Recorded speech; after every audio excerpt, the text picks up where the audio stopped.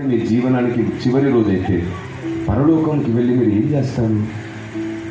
పరలోకంలో అసలు ఏ స్థానంలో ఉంటారు మీరు?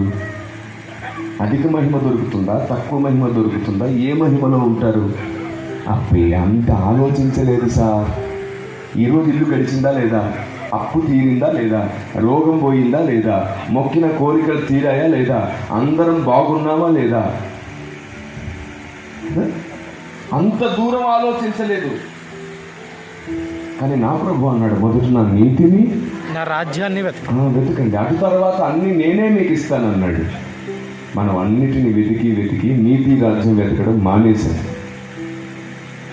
నేను మళ్ళీ చెప్తున్నాను, ఈ సభలో ఎలా దీవెనలు పొందాలో చెప్పడానికి నేను రాలేదు. మీరు ఎలా దీవెనగా మారాలో చెప్పడానికి మాత్రమే నాకు దేవుడు ఇచ్చిన అవకాశం ఇది. మీరు ఎలా దీవెనగా మారాలో మాత్రమే చెప్తున్నాను నేను. దేవుని పిలిచాను.